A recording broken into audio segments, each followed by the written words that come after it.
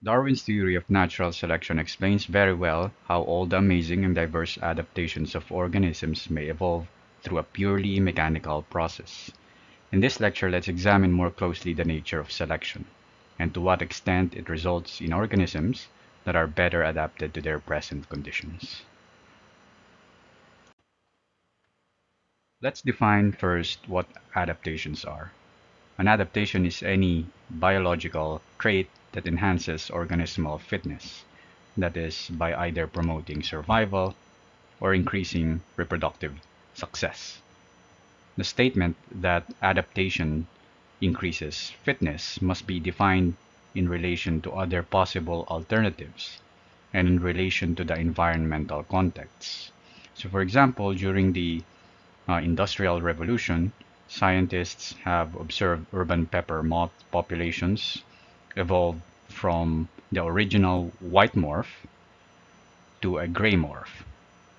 The dark pigment was an adaptation to a new environment where tree barks had become dark due to accumulation of soot, and these had resulted in starkly colored white moths to become more likely getting eaten by birds, whereas the previously rare gray moths had now a camouflage advantage and left more offspring. The gray phenotype enhances moth fitness relative to the alternative white phenotype and in the context of sooty barks. In other contexts, the gray phenotype might not be adaptive anymore. Adaptations like this we know are the product of natural selection, and there's no other process that satisfactorily explains the origin of adaptations. Selection is purely uh, natural and mechanical, involving no mysterious vital forces, but only resulting from the differential reproductive success of certain variants under certain conditions of life. And as a natural process, it doesn't look ahead into the future, only adapting populations to their present ecology. The term natural selection was coined independently by Darwin and Wallace. It's important to note that while it may sound like an external agency is choosing among his creatures, natural selection is just a metaphor or shorthand for differential reproductive success of replicating entities, be it genes, viruses, organisms, or populations. Since natural selection depends on the fitness of variants, let's mathematically define fitness. The fitness of different phenotypic variants can simply be defined as the average number of offspring that an individual possessing that trait leaves behind. Offspring number is actually dependent on a variety of factors called fitness components. For example, it assumes that the organism has survived to adulthood and is attractive enough to find a mate and is not sterile, and their sex cells have successfully united to form a zygote. At any stage of this life cycle, things can go wrong and reduce the average number of offspring. But to simplify, we can simply define fitness as the product of the organism's chance of survival and the average reproductive output. This is absolute fitness, represented by big or capital W. Natural selection depends on fitness differences between phenotypic variants, and so we want to compare absolute fitness values. For example, let's consider a hypothetical population consisting of two phenotypic variants, A and B. So the survival of variant A here is 50%. Only half of them typically survive to adulthood and to reproduce. But the average number of a typical variant A phenotype would be around 2. So its absolute fitness would be zero point 0.5 multiplied by 2, and that is equal to 1. Meanwhile, the survival of variant B is 100%. All of them survive to adulthood, but the average number of its offspring is only 1. So 1 multiplied by 1, that would be 1. So the result here is that the same absolute fitness for variants A and B, despite differences in survival and fecundity. So we expect there will be no selection for any of them. If we revisit Darwin's theory, you'll see that evolution by natural selection depends on a few basic requirements. His ideas of a struggle for existence due to competition for resources and the assumption that some individuals are better equipped in this struggle for existence can be summarized as fitness differences between phenotypic variants. So we can summarize the key ingredients for adaptive evolution. 1. Individuals must vary in their traits. If there are no differences, then there's nothing to select in the first place. 2. Phenotypic variants must differ in their fitness, with some leaving behind more offspring than the others. And 3. Inheritance. The advantageous traits must be passed down to the generations, so it can accumulate and influence the characteristics of descendant populations. If these 3 are present, then adaptive evolution will occur. Natural selection can change the average characteristics of a population toward greater adaptedness to their present conditions. But what happens if the population has reached the optimal phenotype? Stabilizing selection may then prevent further evolution of the population. This is an example where natural selection differs from the idea of evolutionary change. While evolution implies change, natural selection does not always lead to change. The two ideas are related, but not synonymous. Plus, in the later lectures, we'll see that other processes drive populations to evolve, like genetic drift. But as far as we know, natural selection is the main driving force for adaptive evolution. That is, evolution that makes organisms better adapted to their present ecology. The process of evolution is also often misconstrued as a purely random process.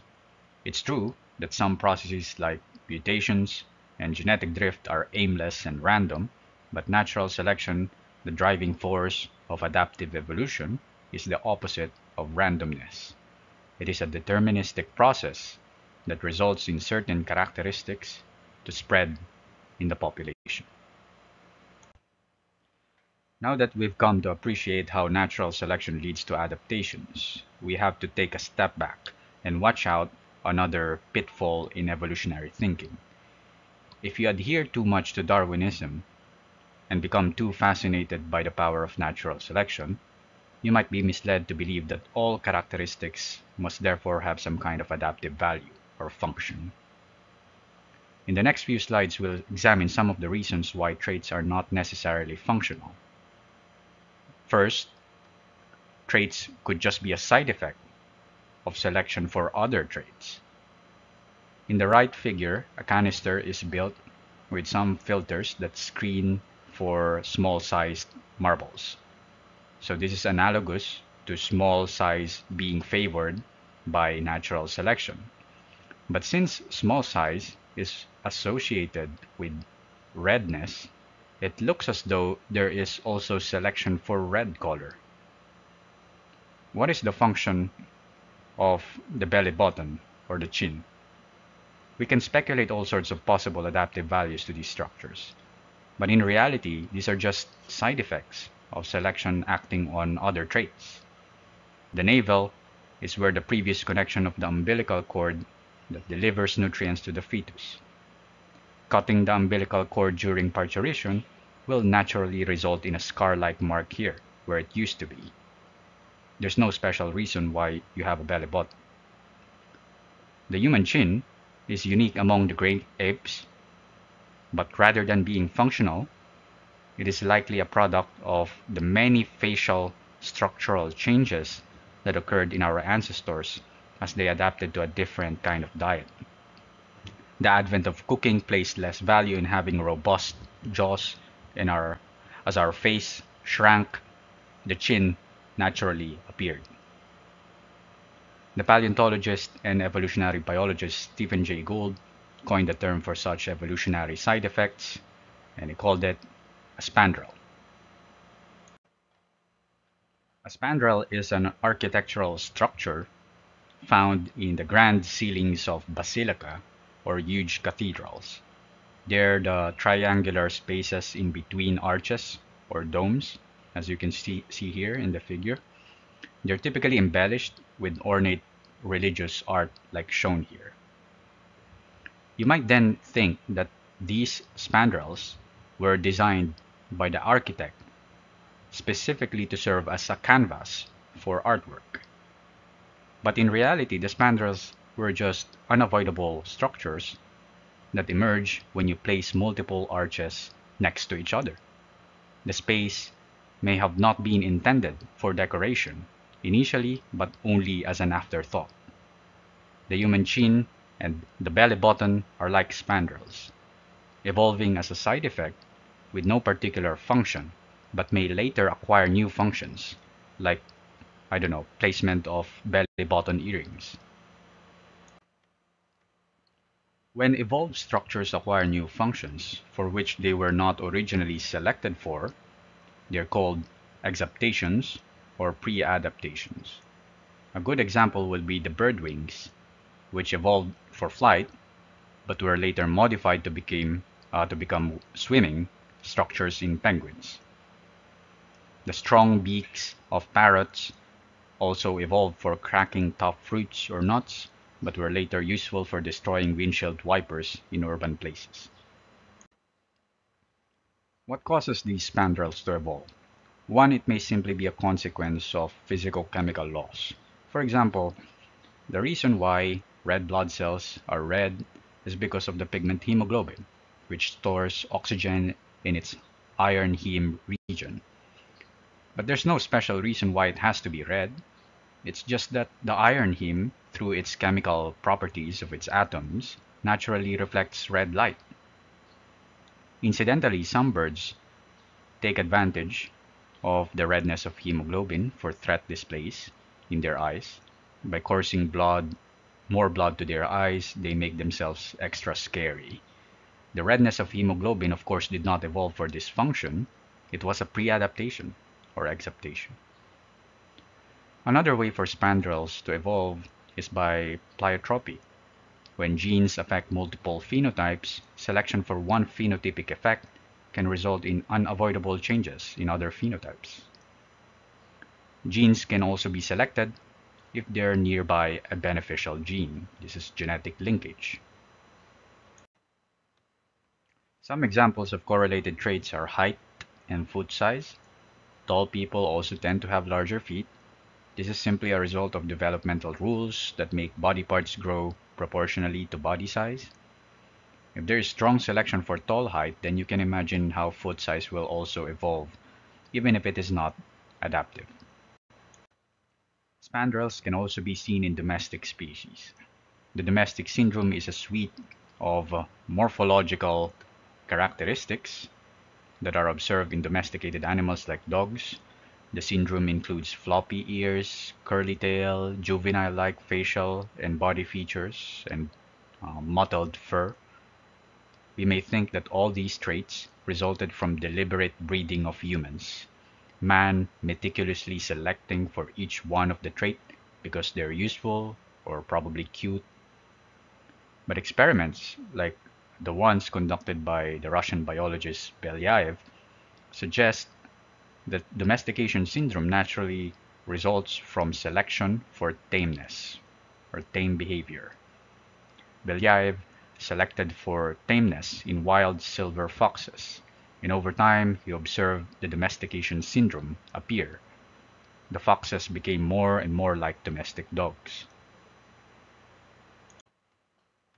Non-adaptive traits can also evolve by random processes like genetic drift, so just stay tuned to later lectures for more about this process. Many traits in modern species are also evolutionary relics from distant ancestors. For example, the human appendix was once a large, important organ for digesting plant fiber, but has been reduced in modern humans due to dietary shifts. While it may be serving as an immune organ today based on modern research, the appendix did not originally evolve for this immune role.